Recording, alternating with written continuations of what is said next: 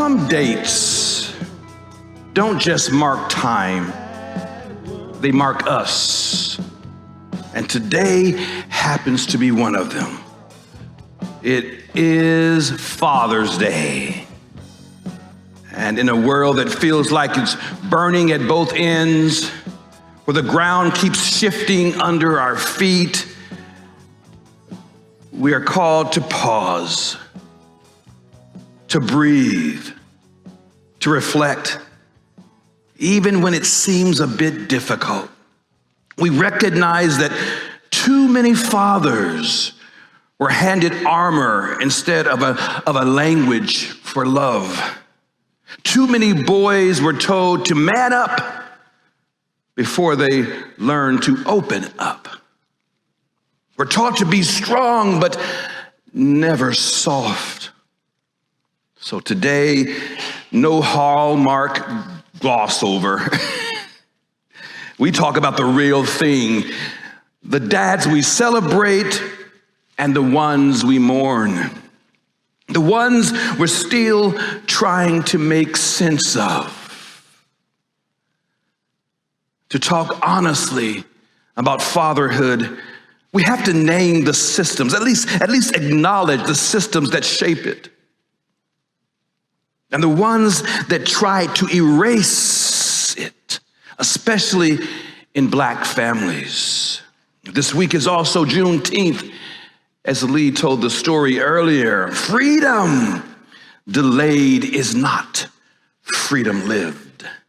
So today we honor fathers. As we honor fathers, we also honor those who had to father through chains, who protected what little they could, who passed down strength in whispers and planted hope when joy wasn't safe to express. Because fatherhood, my friends, like freedom, is never simple.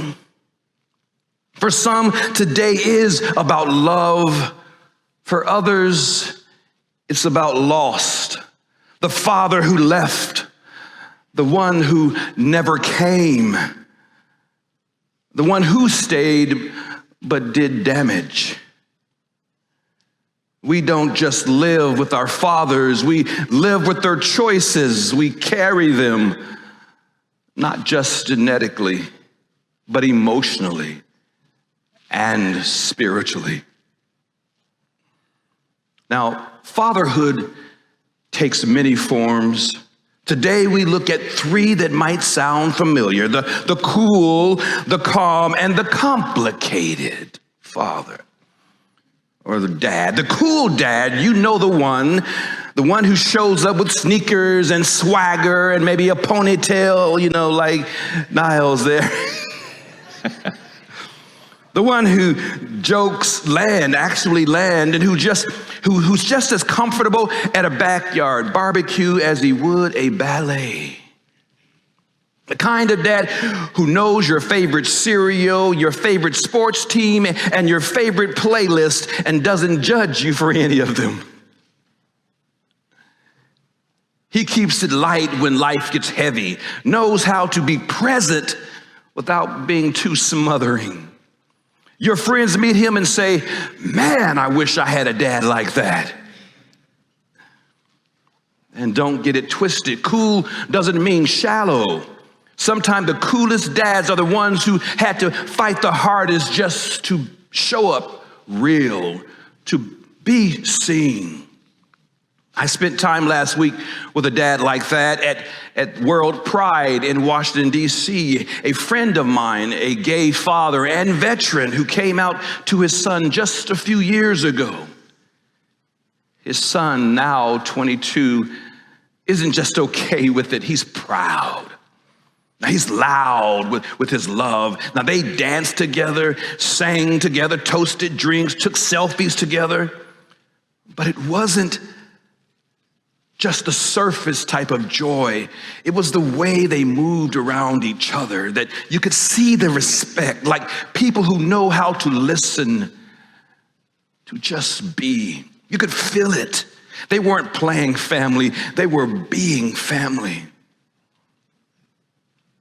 That dad didn't win his son's respect with perfection. He earned it by showing up, by telling the truth, by loving without judgment. That's why we have to say it clearly, especially from this platform here. Gay dads are real dads.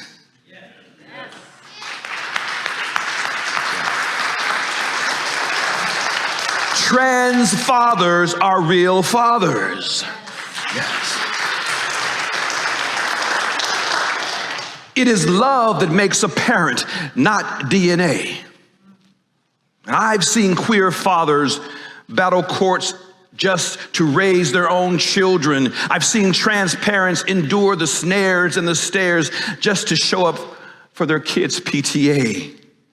I've seen drag mothers and chosen families raise generations with more wisdom, with more strength, with more tenderness than some bloodlines have passed down. Folks, it takes guts to parent in a world that questions your right to exist. So don't tell me what makes a real father, especially if disowning your queer kid passes for you being righteous.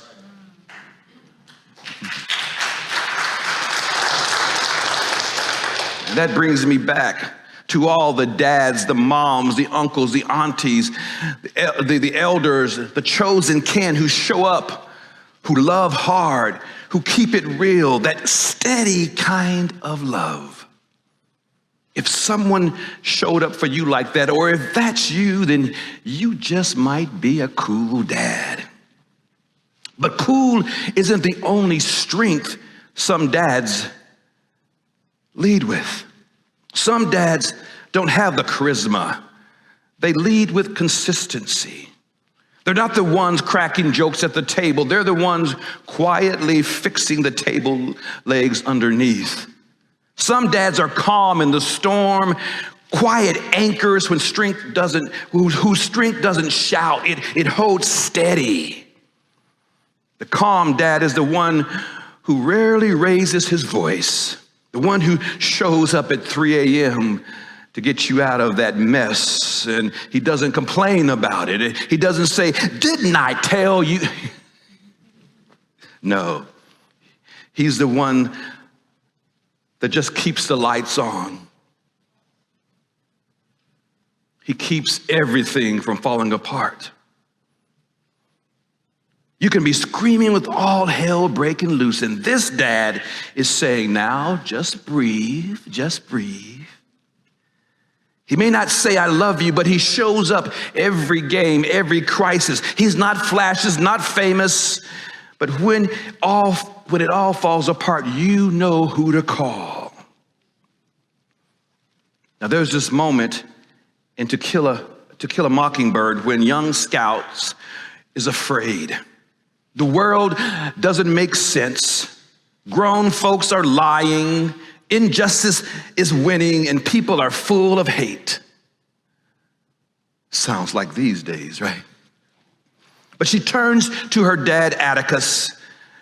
Now, he's not the loud type, doesn't rant or rave, but when she asks why people are the way they are, he kneels down and says, "You never really understand a person until you consider things from his point of view, until you climb into his skin and walk around in it." He doesn't preach. He doesn't sugarcoat. He just tells the truth with gentleness. And later, when a mob shows up to lynch Tom Robinson, Atticus doesn't bring a gun. He brings a chair. Sits outside the jail all night, alone, quiet, present. You see, calm isn't soft, my friends. Calm simply holds the line. Now, in the sequel, Go Set a Watchman, Atticus shifts. He's no longer just a calm father. He becomes a complicated one. And if we're honest, most of us have known a father like that too. You love him and you tense at his memory. You want to embrace him, but you don't feel completely safe. These are the dads who taught by contradiction. He showed up up to every job shift, but missed your school plays, kept the fridge full of food, but never said, I'm proud of you. Oh, he stayed, but he stayed distant. Maybe he never yelled because his father always did. Maybe he was tough because softness in his home was punished. Maybe silence was his survival. You see, some dads didn't fail us out of malice. They failed us because no one ever showed them how not to. And the examples we've inherited haven't always helped. Take the Bible, not as a sacred writ, but as a record of what ancient people wrestled with: power, obedience, suffering, love. In that light, even quote unquote God the Father reads complicated. A creator who destroys, a protector who punishes, a father who demands loyalty through fear, who asked Abraham to sacrifice his son as a test of faith, who sends Jesus to die because someone had to pay. Maybe you were told that was love, but what if it's not? What if those stories reveal less about divinity and more about us? About how tangled our notions of love, power, and masculinity can become. What kind of father equates sacrifice with salvation? What kind of culture passes that down as love? If we're brave enough to ask that, maybe we can unlearn some things. Maybe we can stop making paying the price of belonging. And finally, start writing new stories where love doesn't have to hurt to be holy. In this church, we don't all read this story the same way. Some do take it as gospel, but some take it as myth, and most of us take it with a deep breath and a side eye. But however you see it, it's not a feel-good father and son moment. It's grief, it's pressure, it's love, if you must call it that, tangled all up in trauma. It's the kind of love we should always interrogate. Still, to call someone complicated is not to condemn them. It's to tell the truth. Because when complication turns into repetition, into expectation, into inheritance, that's not just personality, my friends, that's patriarchy. That's toxic masculinity. Let's just name it for what it is. You know the script, it starts early.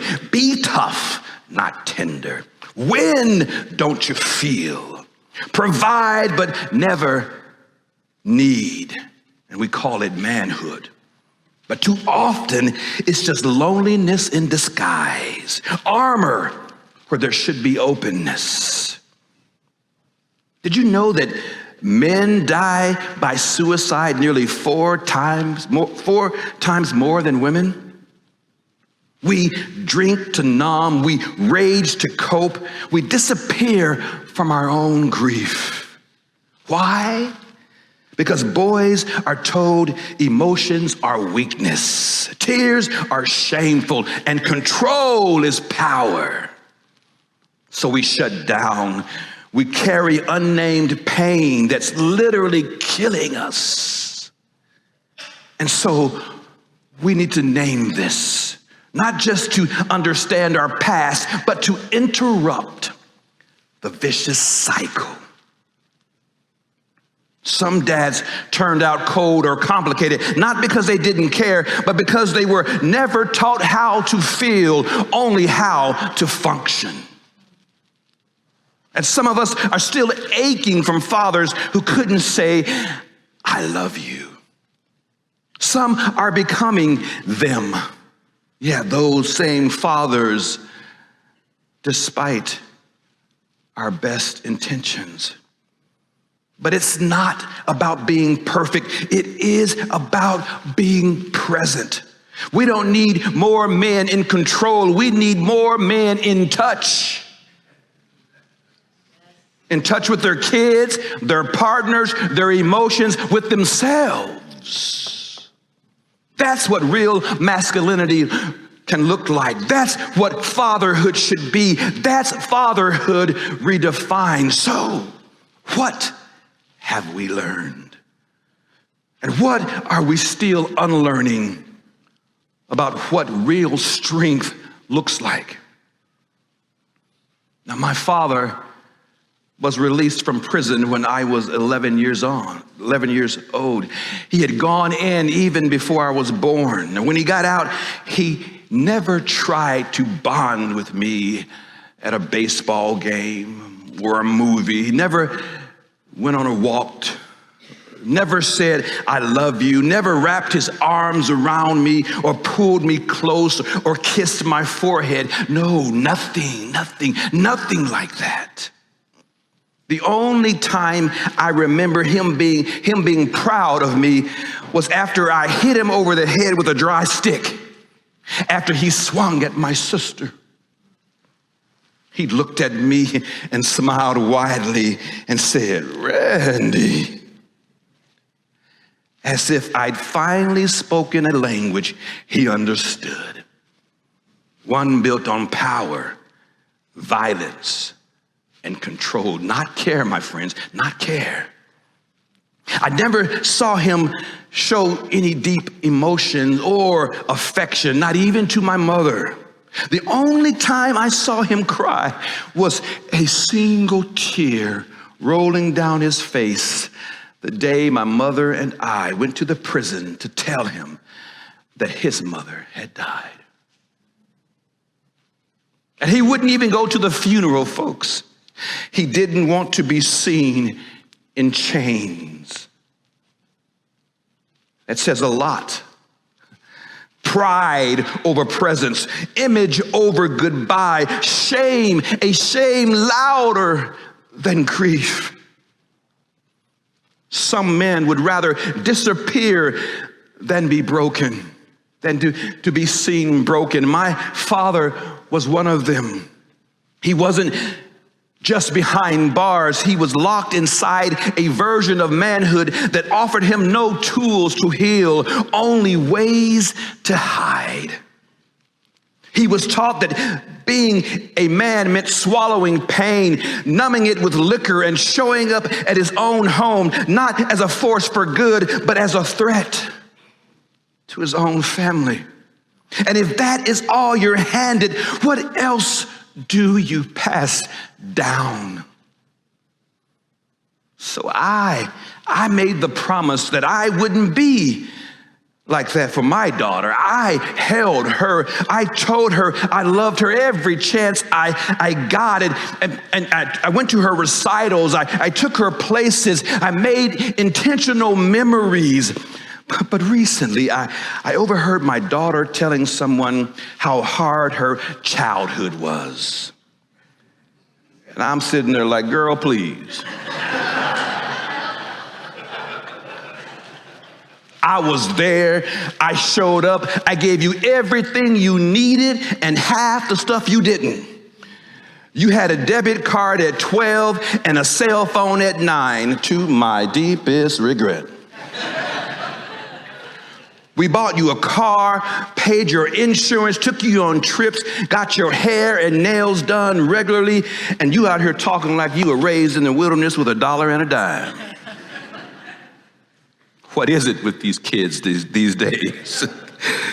You give your last, break your back to provide, and they grow up forgiving and unpacking you in a therapist's chair. Nah, I know I'm a cool dad. I'm bona fide, certified cool, right?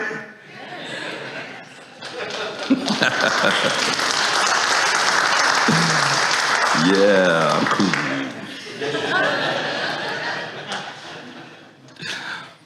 But the truth is, it's not so as a matter of fact. You see, I happen to be gay.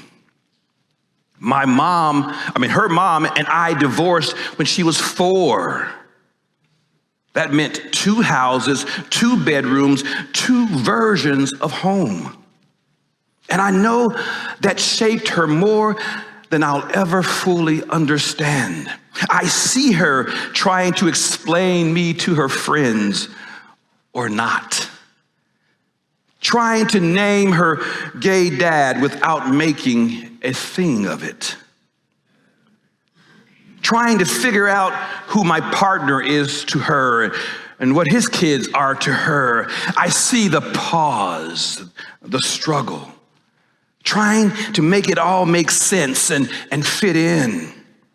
And then there are those years I lived out of state, 9 of them. That's a lot of birthdays with me on speakerphone. A lot of missed school events, missed heartbreaks. Times when what she needed wasn't a phone call, but perhaps a trip to the mall with her dad. To be noticed without having to say a word. Yeah, yes, I'm a cool dad. But I'm also a complicated one. I've made choices, some brave, some broken. I've shown up and I've missed out. And I know some of that still echoes in her. So I ask myself, and maybe you can too, what would you say today to the younger version of yourself who was just trying to get it right? You see, some stories we write, others get written for us through memory, through hurt, through love. As ministers, we see this at memorials and at the family meetings. I've lost count on how many times I've heard, I'm tired of hearing how great my father was. He never showed up, and how he showed up for everyone else, but when he never showed up for me. How he was a second dad to this person when he wasn't a first dad to me. You see, some fathers had a powerful public presence, but left a private absence. They gave the world their best, and their family was left with only scraps. Things like these don't disappear when they die, and they sure don't vanish when you become a minister. Maybe your father wasn't cool or calm. Maybe he was just gone or angry or worse. You see, there are cruel and conniving fathers who didn't fail by accident, but rather by choice. Fathers who controlled, betrayed, and wounded, not from ignorance, but intention. If that's your story, hear this. Your pain is real. The damage matters. And none of this was your fault. You were always worthy of love. You are worthy of safety. You are worthy of care. We don't name that kind of father to dwell on the wound. We name it so you know you're not alone, that you belong in this story too. And for those of us who are trying to do better, we know it's slow work, quiet work, but it matters. It matters. Now, will I be remembered as cool, calm, or complicated? That's not mine to decide. But I ask myself, did I love well? Did I stay present? Did I leave behind something that heals? I didn't always know how, but I tried.